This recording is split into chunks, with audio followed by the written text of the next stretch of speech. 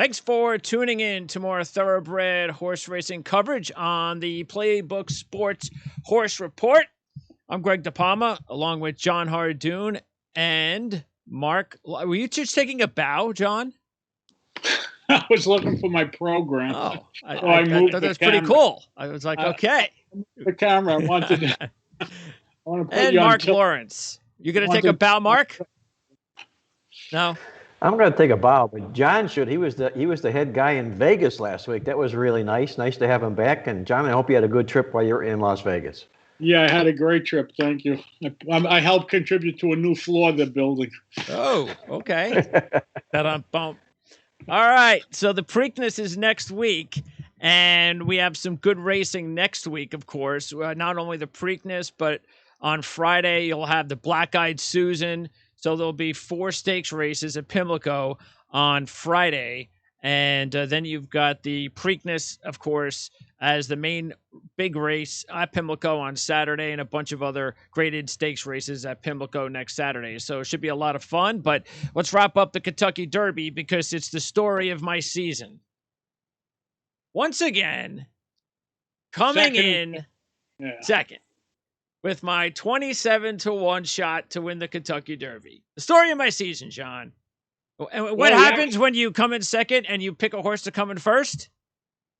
What happens? Oh, you've said it many times. Go ahead. Shit happens. Nothing happens. It's a loser. It doesn't matter. Nobody cares when you pick 17th. Nobody cares when you pick a 27-1 shot that comes in second in the Kentucky Derby. You have to come in first. A couple of notes. First of all, the complete complexion of the race changed when the 15 horse never got out of the gate. So that found Medina Spirit loose on the lead. Yeah, what was the heck is the horse's name? The Sadler horse that ran a 9 on the dirt.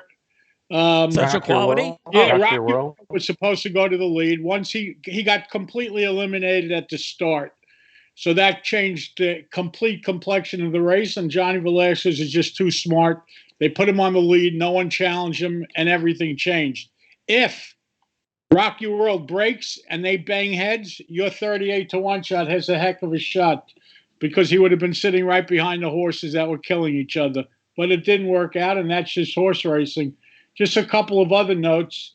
Essential Quality actually on the sheets ran a bigger figure than the winner of the Derby, Medina Spirit, because he was wide throughout. He actually ran a point faster. The only problem is you can't collect. No. You didn't finish first. You may have had the right answer to the question, but you don't get to answer it. And the other thing that I want to mention about the Derby is that Bob Baffert actually surprised me yesterday morning by announcing that Concert Tour would be running in the Preakness. Usually when you're alive for a Triple Crown, which he is, he's the only horse alive for the Triple Crown because he won the Derby. You don't go and put another horse in that could beat that horse. That's very unusual, but he's so cocky, I guess, at this point, winning the last 2 Triple Crowns in a short period of time after a long dry spell that, he just thinks he could do what he wants, and he probably could, but it would be a heck of a thing if Concert Tour beats him and then he comes back and wins the Belmont Stakes. So what do we know about? So the question begs, will Concert Tour be favored in the Preakness? It'll be close. I'll bet you he's close to the. Well, maybe the public may make the other horse favorite. But that horse is usually the favorite if he's a good enough horse. Right. I mean, he was, he won by a nose or a neck. But a lot of times when they have big bombs win the Derby, the next week in the Preakness, they're not the favorite.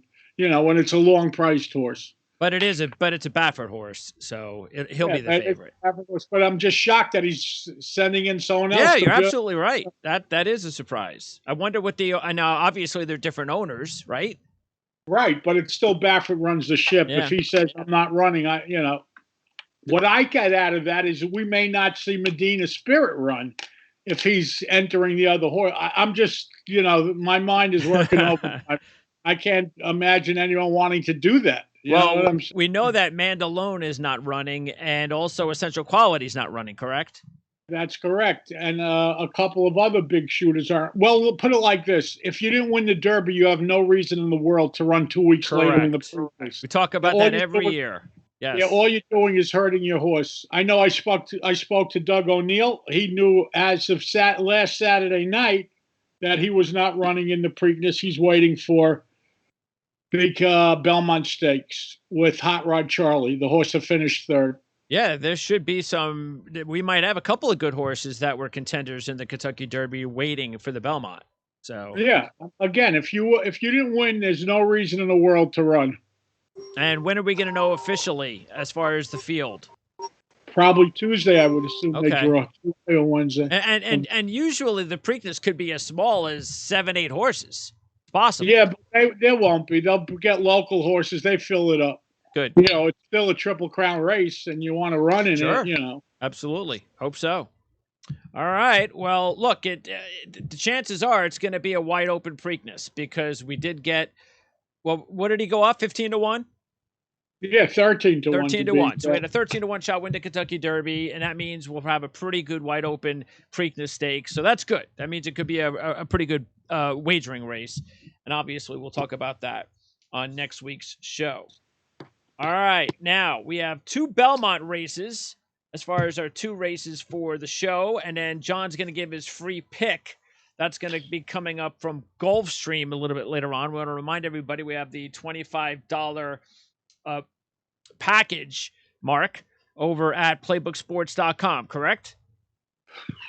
Correct, Greg. All you need to do is log on at playbooksports.com, click on the Playbook Horse Report. You'll read all about the offer that John is making. You can pick up his winners at any track, buy the track for $25, and he'll give you another track at no charge. Now, all in one day. Check it out, playbooksports.com. Now, when you go to Playbook Sports, you're on the homepage. Where are you going? What are you clicking? You're going to see a banner for the Playbook Horse Report. You're going to click on that banner, and it'll take you to the page. All right, sounds good. Race 7 is our first race of the day here, and that is a 6.5 furlong race at Belmont Park, the Grade 3 Vagrancy. And this is a race that, if you take a look at it, there's a couple of horses that kind of stick out based on the sheets, John. And that would be the 7 French Empire, because he's got back-to-back 7s, let alone a 4-race win streak. And then also, I noticed that, I mean, the other horse, which is actually going to be, and I know that's your top pick, by the way, is going to be the 7 French Empire. And then the other horse that I think also might have a chance if he has a new top is going to be my top pick, the 2, Sadie Lady. He's coming off back-to-back 9s. So the 7's got the better sheets. The 2, hopefully I'm going to get an all-time best. But this is a pretty wide open race considering the 7 is just 7-2, almost a 4-1 shot for French Empire. Well, there's something major about the 7. He's now being trained by Brad Cox, which is huge. You know, he's one of the top trainers in the game, and he's taking over the training, so that certainly helps. And the horse is really in the best racing shape of her career at the age of 6. She's put races together, and she's done them at a track that's hard to win at, and that's Oaklawn. You know, so she's certainly, in my opinion, if you get 7-2, the right horse to be playing in here. I don't think the 7's going to go off at 7-2. Do you? No, I think the 7 will probably go off a lot shorter than 7-2. Yeah, I think the 7's going to be the favorite when it's all said and done. And that's not a good thing, but hopefully we'll get at least 3-1.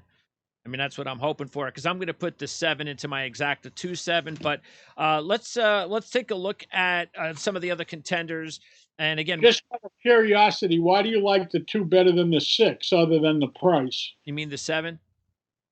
No, the 2, Pacific Gale. Why is Sadie late? You said you like the 2? Oh, over the 6 or any of the other horses, you mean? Is that what you're saying? Yes, that was my question. A couple of things. You like the 2 with the 6, right? No, 2 with the 7. Okay, so the 2. Well, I look at the 2. I see last year, early on the season. Actually, if you look at the end of 2019 to beginning of 2020, of excellent sheet line, 22, 13, 10, 9, won 3 straight races. Then something happened because the horse was running every month, and then they took about 3 months off, a couple months off, came back, wasn't the same horse for a few races. But now, again, all of a sudden, back to back nines after some time off. The 9 that he just raced in March was the first race after a 4-month layoff.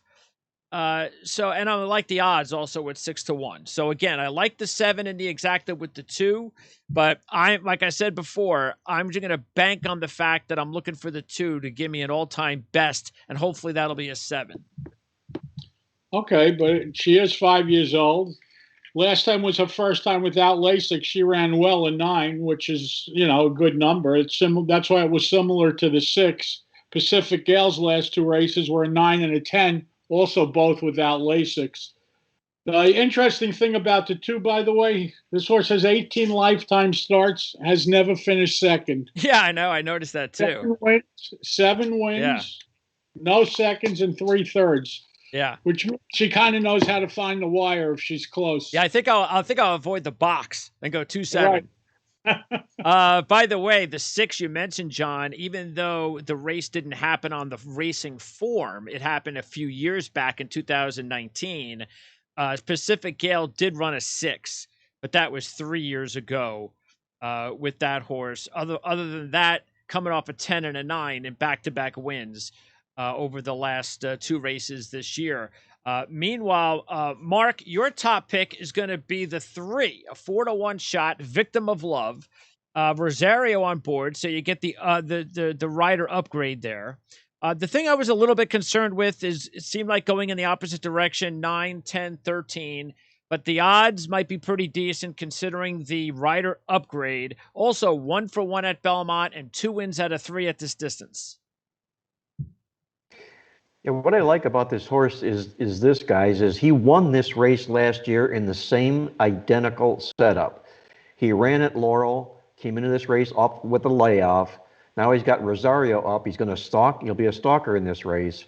He's got 3 races at this distance. He's won 2 of those, 1-for-1 at Belmont, and he runs back-to-back.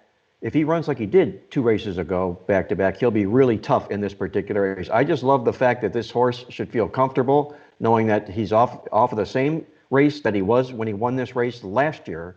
And with Rosario up for the price, I'm on the 3 horse. Yeah, what's interesting, a couple of things with that is the positive is that was the best race that Victim of Love has ran. That was a 9. Now, that was a little bit of an off track. But also, that horse was a pretty big long shot in the race. Here, you're looking at 4-1. What do you think about the 3, John? Well, the 3 ran a 9 last year, but here's the problem. The 9 was on an off track. Mm-hmm. The track was off that day. So if you look, the horse is 2-for-2 lifetime on a track. So obviously, he moves way up on moisture, with moisture in the track.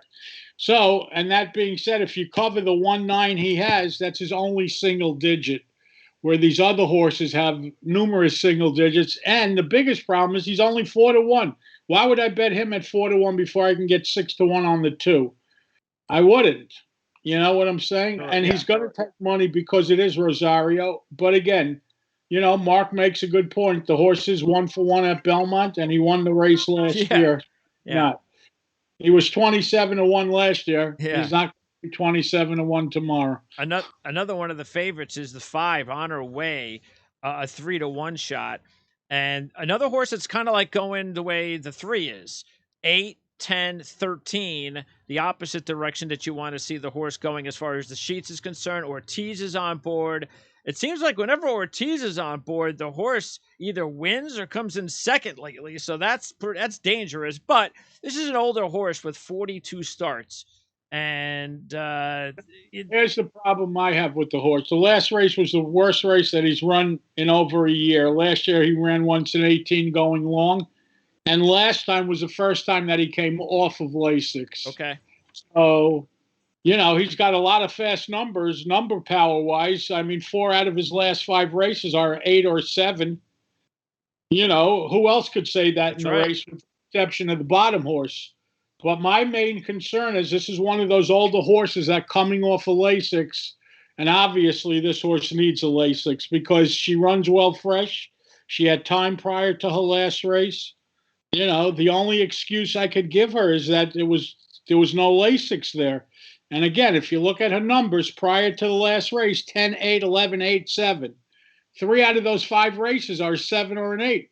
No one else could say that. This is a fast horse. But no Lasix, that could be the problem. Yeah, and John, let me ask you this question real quick here. On the 7 horse that you like, and I can understand why, Cox, the new trainer, Castellano, the horse is in here on 4 wins in a row, and I think with Cox and everything being what it is, how can this horse not go off the favorite? He's going to go. Yeah, that's what we said. Yeah, that's what we agree. Yeah, favorite. Forget 7-2. 7-2 is a pipe dream. Yeah, it's not happening. That's why I said I hope we get 3-1. I'd be happy with 3-1. Yeah. By the way, Honor Way, that number 5 horse, 9 out of 10 in the money at Belmont, which is nice. 7 out of 8 in the money at this distance, which is also nice. The other thing to keep in mind too, John, right, is that you're talking about a 7-year-old, 42 starts, going the opposite way with a 13, first race in 4 months. You never know when the end is the end. Yeah. But they wouldn't be running for 200,000 or whatever this, or 150,000 if they thought it was the end. That you have to keep that in mind too. All right, so there you go. Once again, John, his top pick is going to be the 7, French Empire. Mark's top pick is going to be the 3, Victim of Love. I'm going to go with the 2, and that is going to be Sadie Lady. And as far as the rest, just to be exact, Mark is going to go 3 with the 7 and the 2, and John is going to go 7 with the 2, 5, and 6. Correct, John? Yeah, and Well, for the purposes of this show, I'm just going to bet the 7 to win. Okay. All right. He's not the favorite. If he's a favorite, I don't. Yeah, that's true. All right, let's go with race 10 at Belmont. And this is a lot longer of a race, 1 mile and 3/8. This is on turf, the Man of War, Belmont Park, grade 1 race. And I have to ask, what is the 1 doing? Look, I get Brown and Ortiz, the combo. Besides that, how is this horse 8-5? Well, he's earned over $1 million. So, he's been running in Dubai and everywhere else. I don't like him. If he wins, I lose. I mean, he hasn't run at a track. Well, he's been running at Ascot 2 miles. He could go the distance. That's what he has going for him. But he's only 2 for 14 lifetime. Yeah. And those were $1 million races that he won in Dubai or something. How else could he have earned over $1 million? Yeah. But he won the Irish Derby. That's how he won the $1 million. Yeah. Okay, that's exactly right. That was the one. Was that the one that he won at 33-1? Yeah. Exactly. Okay. Yep. Yeah. Now he's 8-5 and coming to the States. So for the first time, that's a little bit different. Okay. No Lasix either. Remember, these horses used to come here run on Lasix. No more. So. No more Lasix. All right. Now, the 2 is going to be my top pick, Moon over Miami, Alvarado and Mott here. The first 2 races of the season, 13-9. So hopefully I can get this horse to go in the same direction. Look, it's a younger horse, limited number of starts, a 4-year-old, 12 starts. So I'm banking that we're seeing the beginning of this horse, maybe the best that the horse has to show us, because like I said, 13-9, coming off of best, enough time in between that last start, which is about that timeline you talk about, John, about 5 weeks. So I'm not worried about I'm not worried about a bounce or anything. So, and I love the odds at 8-1. Well, the odds are certainly good. The 9 he ran last time and the 13 before that, both were without Lasix, and they were both also good. If he runs a 9, you gotta worry about him. He becomes a major player in here. Yeah, I'm going to split hairs with you, and maybe I shouldn't be doing this, but I'm just going to point something out to you. When he ran the 12 last year, which was the best race of his life, he backed up a point to a 13. You see that? Yep. And then he came back and ran a 10, which at that point was the best race of his life. And he also reacted going back a point. Now, last time out, he ran the 9, which is the best race of his life. Sure. So reading his sheet, I don't see the case you're going to make for making him move, for having him make a forward move. I know I'm getting into the nitty gritty here, and I'm talking to you like you're some 30-year sheep player, and but I'm just trying to point something out to Oh you. no, that's why I said to me, it's about 4 years old. Yes. Not a lot of experience. I'm hoping that it's about hoping the horse will take that next step and do something she's never done before. He did it last time. The time to bet this horse is not tomorrow, but the next time he runs. But listen, at 8-1, I'm 8-1. Yeah, 8-1 overrules everything. If you're going to get a price on a fast horse in the race, why not do it? But I was just trying to teach you something. If you look at patterns, sure, and that's the pattern that this horse runs. It's a little negative, but I'm really being a nitpicker here. But at 8-1, no reason to be a nitpicker. But look, by far the best sheet horse, and again, no way this horse goes off at 6-1, is your top pick and Mark's top pick is Field Pass, the 7. There's just no way. Now the horse ran a 5 on synthetic a few races back, then an 8, then the 6 to start the 2021 campaign. I mean, come on. I mean, 5 and a 6 in 2 of his last 3 races. This is when you take a look at the rest of the field, there's only one other horse when you're taking a look at the sheets that might be able to be a little bit comparable, but this is the sheet horse of the race. And hey, if this horse is 6-1 or 5-1, that's awesome. But I don't see it. I have a few questions for you. I happen to like the horse because he ran the 6 last time out without Lasix. So to me, that's important. It shows you that he could handle it. And Speed's been very strong on the grass here all week. Who's ever made the lead in these races have won. And he's going to end up being the speed of this race. He'll either be sitting first or second. Him and the 5 are going to be running around the track 1-2, 2-1. Okay. My only question is that Rosario got off of the 7 to ride the 8, who's the morning line favorite. So to me, that counts for something, And Christopher Clement, the trainer of the 8, happened to have won 4 races today. So his barn could be heating up. And, if he won, it would be no surprise. What has he ever done wrong in life? A 9, then he had a 10 with trouble, then a 9 and an 8. And now he's got time off, and he's now a 4-year-old that could also run in the 8 or better. The only reason I went to the 7 over the 8 is because of odds. The 7 is 6-1 and the 8 is 2-1. So, if they were the same odds, the 7 and the 8 were both, let's say they were both 3-1, sure, I would bet the 8 all day long over the 7. Yeah, if they were even odds. And what pushed me to the 7 was strictly because of price. And this was the other horse that I mentioned that would be comparable almost to sheet-wise to the 7. And like you said, everything else is beautiful. 7 out of 8. Actually, 8 out of 8 lifetime.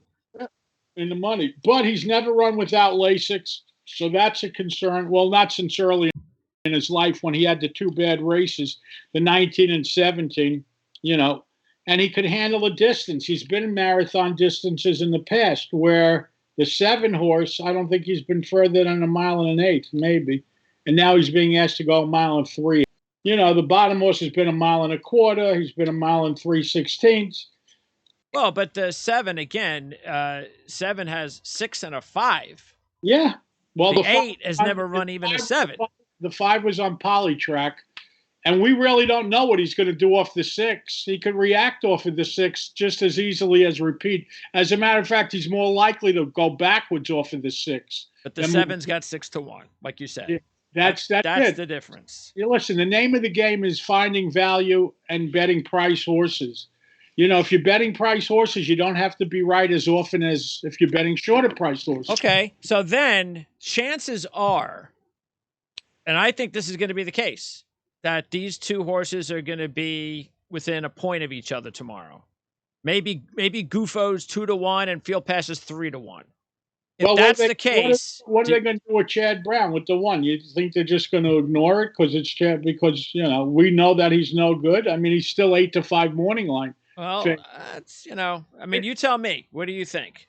I think he'll probably be second choice to Gufo, and Field Pass will probably be 7-2, 3-1. That's All right, what well, I'm thinking. that'll be still a good bargain then. Okay. I think you got to go with that as a bargain. All right. I mean, what have you I got? mean, really, how do you? You got Channel Cat in the race who has 9s, but never really puts them together. The 5-horse. Yeah, You, it's your been a horse, couple of years since Channel Cat's run those 6s. but he's got 9s. So obviously he's not as good as he used to be. He's a 6-year-old, but he still runs 9s. Well, what you're hoping for with Channel Cat, first of all, the odds are excellent. But what you're hoping for is you did have the trainer change. Not that you ever want to get off Pletcher, but you had the trainer change. So this is the 4th race, and this 3rd race of the season, 12, 9. So hopefully we get hopefully Channel Cat, new trainer, first new season, 3rd race. Maybe can we get a 7? Why not? Because he's 6 years old. He's Johnny not Velasquez. John Velasquez gets on board, so that's definitely better than Lannery. This is the first time, though, in a long time that he's running close. Usually he takes time between races. Except for the 9 and 12, 2 and 3 starts back, he had the exact same time off that he has now, or for this 9. So chances are you're not going to see better than the 12. Well, when he was running those 6s, he used to never take time off. That's when he was 4. He's now 6. I know. So, well, you did a lot of things 5 years ago. 10-1. Too well. And at least when you talked about Field Pass and Gufo, those horses have yet to run the distance races that Channel Cat has. Well, Gufo's run long. I know that for a fact. 2 races back was 1.25 miles. Yeah, but not 1.5 miles. Or actually, what is 1 3/8 miles, by the way? 3/8 of a mile. Yeah, what is that like? That's the next step to 1.5 miles. Well, probably, because what's after 3/8? 4/8. What's in between? 1.25 miles? It's a step short of 1.5 miles, right? Right. That's 1 mile exactly. and 4/8 would be 1.5 miles, right? All right. Mark, you also like the 7 Field Pass. That's your top horse. He is, and I think John called out a great point. I think he's the only speed in the race, and I think it fits like a glove with Saez being up on him. Saez is the best at getting out first and going wire to wire, which is exactly, I think, this horse's MO for this particular race. This horse has really, really been in class here. His last 5 graded stakes, he finished first, 2/3, and 2/4. Again, I'm all about Saez, and I'm all about the early speed in this particular race and the price. I think, like John says, I think he'll be the 3rd price in this race because the one horse is going to command money. It's Chad Brown in a turf race. Right. It's going to guarantee money here. So I think we're going to get a price, John. We're going to get 7-2. Hey, we might even see 4-1. Right? Yeah, that would be nice. It'll be interesting to see how that works. By the way, what is the situation with the rider when you've got separate trainers, Maker and Clement? Is it just all about who he has a better relationship with, Rosario? Yeah, well, Rosario's agent is Ron Anderson. Ron Anderson has been a sheet customer for 40 years. He's had the best jockeys in the world. He's had Garrett Gomez, Gary Stevens, Jerry Bailey. You can go through all of them. And, he gets the access of using sheets when he's picking his horses. So most of the time, the sheets help him and point him in the right direction. But there are things that go on behind the scenes that we're unaware of, that we're not privy to. Like, so people go and see, well, why did Rosario get off of this horse to ride that horse? But we don't know the situation. Maybe they didn't know Goful was going to be in the race and he committed already or whatever. There was a horse last week, Flagstaff, that ran at Churchill Downs that Rosario got off of and got on some other horse in the race. And everyone went and followed him and bet the other horse, and Flagstaff ended up winning anyway. So who really knows? But there are trainers that have relationships with jock agents, and and if a guy's lucky, they're trainer-jockey combinations that mean something. And then there are some that don't.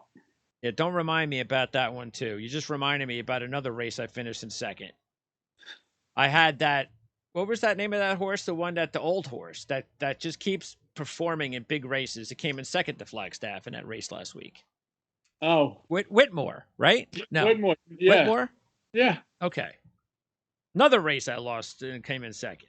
All right, so there you go. Mark and John's top pick is the 7 Field Pass, but again, keep an eye on the odds. If the odds put Field Pass and the 8 Gufo pretty similar, then John, you're gonna prefer the 8. Yeah, but they're not going to be similar. Golf will be much shorter than the Okay. ball. And that's it for the 2 races. So, yes, relax. John is going to now give us his free pick of the week. This is from Gulfstream Park, and it's race number 8. Correct, John? Right. For people that play Gulfstream, tomorrow there's a mandatory pick 6 payout, so the pool will be close to $3 million. So why not make it a pick Mark will be there. Why not make it a pick 5 for everybody instead of having to worry about 6? I'm giving you the winner of the 8th, so you only have to worry about 5 other winners. Okay. And it's the number 1 horse in here, like Candy Crush 'Em, 5-year-old gelding from the Gilberto Zerpa barn. This horse was claimed last time out. I like the barn switch. Edgar Zayas aboard to ride. I like the 6-1 on the morning line. And I think number 1, Candy Crush 'Em, is a pick 6 single in tomorrow's 8th race out at Gulfstream Park. Odds right now? 6-1. 6-1. Okay. You know what? Watch. I'm gonna say 3-1. It's a full field of 11. I plan on giving them every time you give your free picks, John. That's because they always go down to end up being the favorite of the race. They go from 8-1 to 2-1. As long as they win, it's okay. If they don't win, then you could complain. Exactly. That's true. All right, guys. Stay safe. Be well. Next Friday, same time. Yeah. All right. Well, next Friday is next Friday is that the big race weekend? Yeah. Well, all right. Are we gonna do? Black Are we doing a special Thursday because of the Friday racing? You want to do that on Thursday, Mark? You make the call. Whatever's with you guys, I'm good with. You guys make the call. Let's do Thursdays since we might want to do something for Friday's racing. Okay, so Thursday 7 p.m. We'll talk then, right? Thursday at 7 p.m. That sounds great. All right, guys. Stay safe. Sounds great, guys. Be Everybody good. tomorrow. Knock them dead. Thank you. Have a great week, guys. Bye-bye.